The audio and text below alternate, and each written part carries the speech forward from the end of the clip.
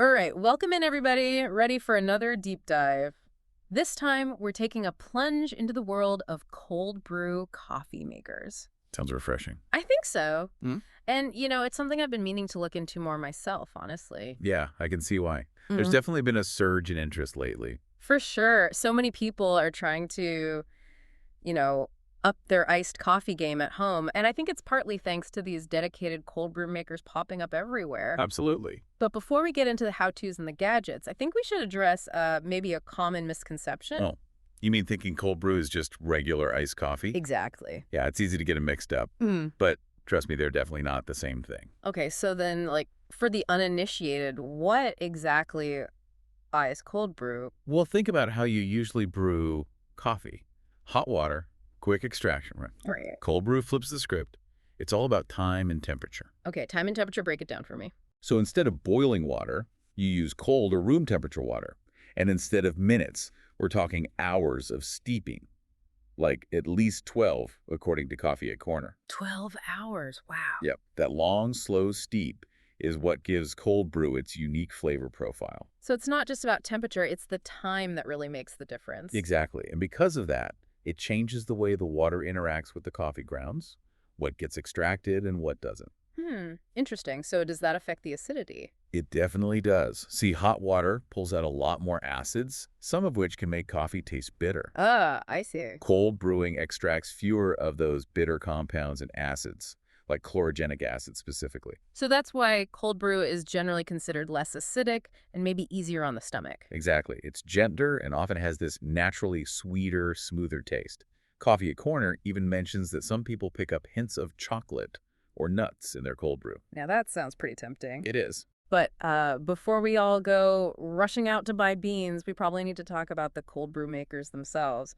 I'm picturing something like very high-tech and sleek. Well, some are definitely more design forward than others, but the principle behind them is actually quite simple. It's all about controlling that slow extraction process. So like a slow drip kind of thing. Exactly. You've got a water reservoir at the top, a chamber for the grounds, and a filter. Gravity does its thing, pulling that water slowly through the grounds over time. I bet that filter plays a pretty crucial role, huh? Oh, absolutely. Yeah. It's not just about keeping the grounds out of your cup. It's also about making sure you have a nice, clean, sediment-free brew. Okay, that makes sense. Now, I know Coffee at Corner had a whole FAQ section dedicated to cold brew. What were some of the common questions that came up? One big one was, can I just add ice to regular hot coffee and call it cold brew? Oh, I can see why people might think that. Right. But the answer is a big no.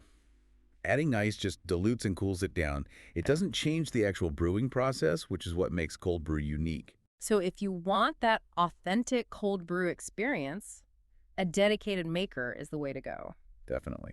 Plus, a lot of them have features that let you fine-tune your brew, like adjustable drip rates and different carafe sizes. Speaking of benefits, Coffee and Corner listed out quite a few. Obviously, we already talked about the lower acidity, which is appealing. Definitely. But also the smoothness. Yeah. You're much less likely to get that bitterness that sometimes happens with hot coffee. Right, and because it's a concentrate, you can customize it however you like. Add water, milk, sweetener, whatever floats your boat. Exactly. And let's not forget the versatility we touched on earlier. Cold brew is a fantastic base for other drinks. Think iced lattes, mochas, or even, cold brew cocktails. Ooh, those cocktails have definitely caught my attention. But before we get too ahead of ourselves, are there any, downsides to cold brew? Well, Coffee at Corner did mention a potential issue with contaminants if the grounds aren't filtered properly or if the maker isn't kept clean. So good hygiene is a must. Absolutely. Also, while the slow brewing process produces amazing results, it does require some patience. Not ideal if you need a caffeine fix, right now. Right. Although, some might say that delayed gratification is part of what makes cold brew so special. It's a slower, more mindful way to enjoy your coffee. You're anticipating that first sip, savoring the buildup. Okay, so after hearing all this, what are your thoughts? Is cold brew calling your name? It's definitely intriguing. The smoother flavor, the versatility, there's a lot to love. But like with anything, it's about weighing the pros and cons and seeing if it fits your lifestyle and taste.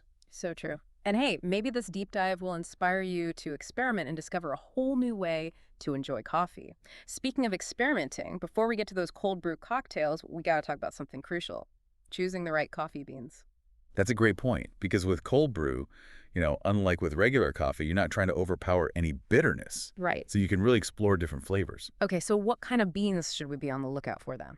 Well, it always comes down to experimenting, but generally beans with those brighter, fruitier notes, they really they really shine in cold brew. Hmm. Think like an Ethiopian Yirgacheffe or a Kenyan AA. Oh, okay. Those have natural acidity and complex flavors that just work beautifully in cold brew. So we're actually like embracing those lighter roasts this time around. Yeah, exactly.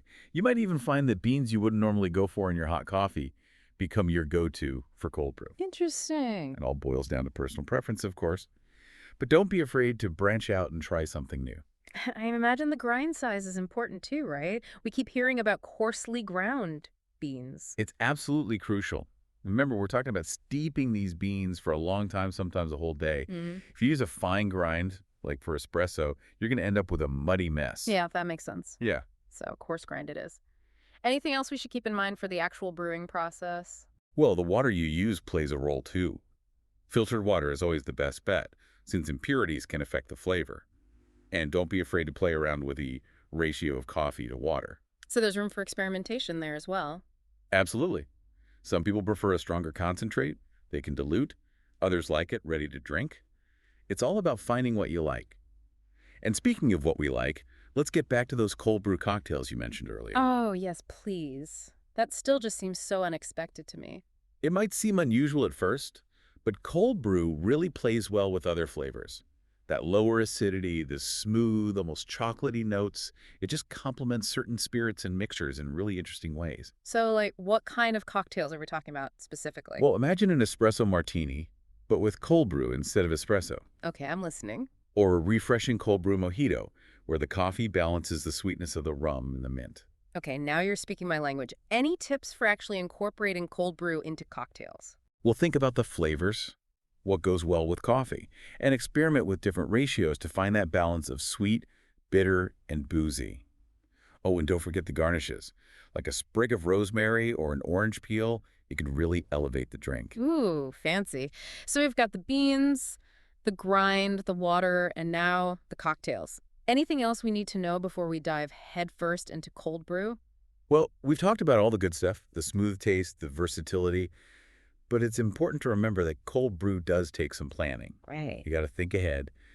And like we said earlier, keeping things clean is super important to prevent any off flavors. Okay, so hygiene and patience are key. But, I mean, the payoff seems pretty amazing. Oh, it is. That smooth, flavorful coffee, all the different ways you can customize it, the cocktails, it's pretty hard to resist. Yeah, you've convinced me. So to recap for everyone listening, we've covered what cold brew is, how it's different from regular coffee, and the important things to think about when making it at home. Right. We talked about the beans, the grind, the water, and of course, we couldn't forget about those cold brew cocktails. Definitely not. And we stressed how important patience and cleanliness are. Because, hey, the best things in life are worth waiting for. And a clean cold brew maker means the purest, most delicious flavor. Absolutely. It's all about the process and enjoying the journey, really. But now I'm curious, what are your thoughts? Yeah. Our listeners, I mean, does all this sound like something you'd want to try? Yeah, what stuck out to you during this deep dive? Was it the science behind the smoother flavor, or maybe those creative cocktails caught your eye? Or maybe you're just, tired of those expensive coffee shop runs. Right. And you want to be your own at-home cold brew barista. Yeah, whatever sparked your interest, we hope this deep dive has given you, the knowledge and the confidence to give cold brew a shot. And hey, if you do decide to go on this cool brew adventure, let us know. What beans did you try? What grind size worked best for you? Did you come up with an amazing cold brew cocktail recipe? Share your discoveries with us. Yeah, because ultimately that's what's so cool about coffee and especially cold brew. It really is a journey of discovery. There's always something new to learn, a new flavor to try, a new technique to master. So next time you're, thinking about iced coffee, consider this. What if instead of just going for the usual, you took a deep dive into the world of cold brew? You might surprise yourself. Until then,